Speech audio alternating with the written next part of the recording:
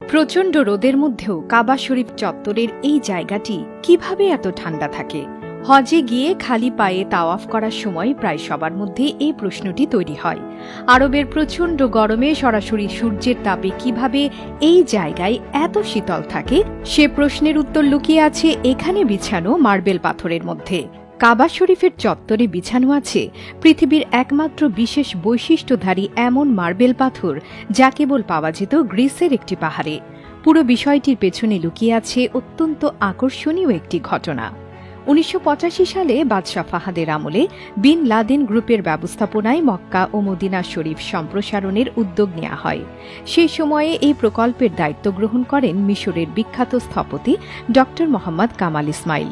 এ কাজ করতে গিয়ে তিনি লক্ষ্য করলেন কাবা শরীফের চত্বর প্রচণ্ড রোদে অত্যন্ত গরম হয়ে থাকে, যার কারণে খালি পায়ে তাওয়াফ করা খুবই কষ্টকর হয়ে দাঁড়ায়। অনেক খোঁজাখুঁজি করে আশ্চর্য এক সমাধান বের করলেন স্থপতি ড কামাল ইসমাইল। অনুসন্ধান চালিয়ে ইউরোপের দেশ গ্রিসে মার্বেল পাথরের ছোট্ট একটি পাহাড় তিনি আবিষ্কার করলেন। এই পাথরের বৈশিষ্ট্য হচ্ছে এটি সবসময় শীতল থাকে এবং কোনো তাপ বা রোদ এটি ভেদ করে ভেতরে ঢুকতে পারে না। পরিকল্পনা অনুযায়ী সেই পাহাড়ের অর্ধেকটা তিনি কিনে নিলেন এবং পাথরগুলো কেটে কেটে মক্কায় নিয়ে আসলেন। পাথর স্থাপনের পর দেখা গেল বাস্তবেই এটি অত্যন্ত ঠান্ডা। প্রচণ্ড গরমের মধ্যেও হাজিগণ খালি পায়ে অত্যন্ত আরামের সাথে কাবা শরীফ তাওয়াফ করতে পারছিলেন। এরপর কেটে গেল ১৫টি বছর।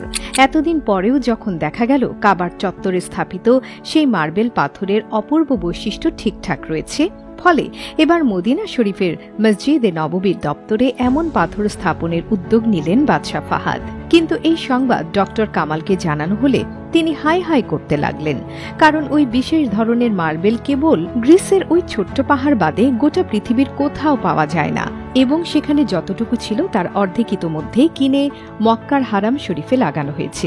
এরপর সেই পাহাড়ে যেটুকু মার্বেল অবশিষ্ট ছিল সেটা মসজিদে নববীর প্রশস্ত চত্বরের তুলনায় খুবই সামান্য।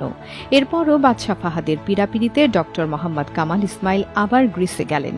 সেই মার্বেল কোম্পানির ম্যানেজারের সঙ্গে দেখা করে জানতে চাইলেন ওই পাহাড় আর কতটুকু অবশিষ্ট আছে।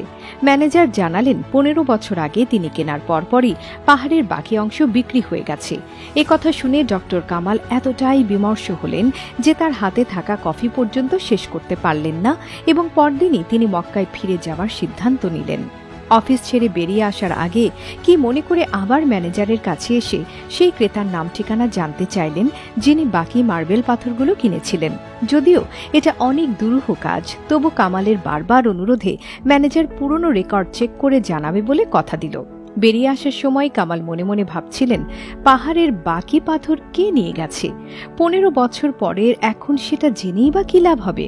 পরদিন এয়ারপোর্টের উদ্দেশ্যে যাত্রা হওয়ার আগেই ম্যানেজার ফোন করে জানালো সে তার নাম ঠিকানা পাওয়া গেছে। কামাল দ্রুত অফিসে পৌঁছে নাম ঠিকানা নিলেন। ঠিকানা হাতে নিয়ে তার স্পন্দন বেড়ে গেল যখন তিনি দেখলেন বাকি মার্বেলের ক্রেতা একটি সৌদি কোম্পানি। কামাল সেদিনই সৌদি আরবে ফিরে গেলেন। সেখানে পৌঁছে তিনি কোম্পানির কাছে জানতে চাইলেন ১৫ বছর আগে তারা গ্রিস থেকে যে মার্বেল পাথর এনেছিলেন সেগুলো দিয়ে তারা কি করেছেন। সেখান থেকে তিনি জানতে পারলেন ১৫ বছর আগে গ্রিস থেকে আনা সেই সাদা মার্বেল পুরোটাই স্টকে পড়ে আছে, কোথাও ব্যবহার করা হয়নি। এই কথা শুনে কামাল শিশুর মতো কাঁদতে লাগলেন। কোম্পানির মালিক তার কারণ জানতে চাইলে তিনি পুরো ঘটনা খুলে বললেন। ড কামাল ওই কোম্পানিকে সৌদি সরকারের পক্ষ থেকে একটি খালি চেক দিয়ে ইচ্ছে মতো টাকা বসিয়ে নিতে বললেন।